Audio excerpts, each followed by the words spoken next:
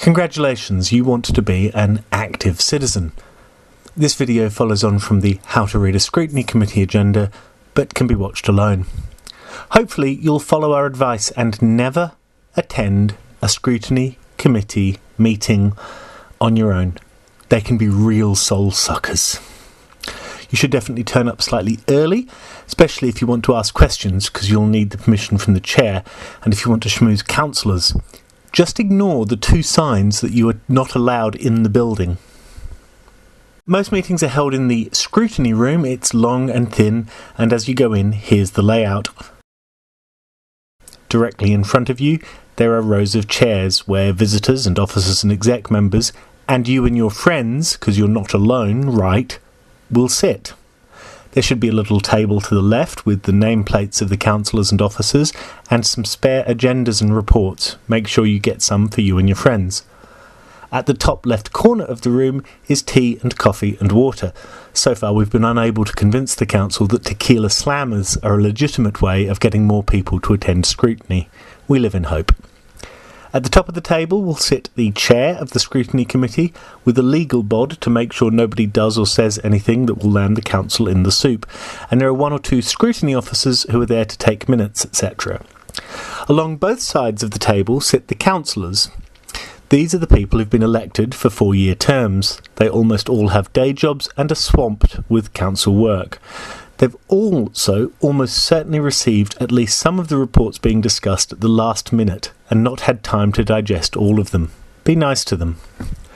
Since May 2014, there is no political opposition in Manchester. All of the councillors you will see at Scrutiny are Labour, or in one case, Independent Labour.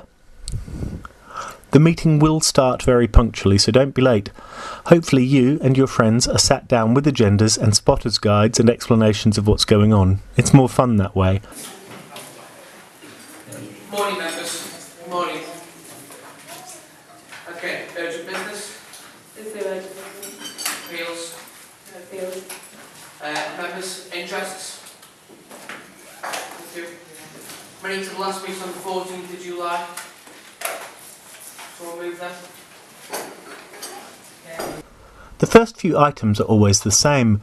Urgent business, appeals, apologies from councillors who can't be there, declarations of interests, and the minutes of the last meeting.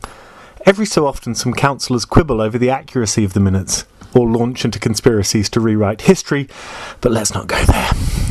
Speaking generally, minutes of any organisation don't reflect what was said and agreed, but what the powerful wish had been said and agreed. So it goes. There will be 3 or 4 reports on the agenda. The chair will invite an executive member, there are 9 of these, and the officers who wrote the report up to the table. The exec member and officers will give an overview of the report, and the floor is then open to councillors to ask questions. It's all a bit of a ritual that would keep an anthropologist busy for years. Things to watch out for. Councillors venting their frustrations with the unkept promises. Officers and executive members waffling and blustering and answering different questions to the one they were asked. Councillors then sighing and eye-rolling, and occasionally it can get quite fraught. The chair has to keep an eye on time and tries to get disagreements smoothed over. Ultimately, the committee usually accepts the recommendations in the report and maybe calls for further reports, and then they move on to the next item. This whole process continues for 2 hours or so until everyone is wrung dry. Finally, there's the overview report, which is the subject of a separate video. This is where previous promises of reports and monitoring go to die of boredom or neglect.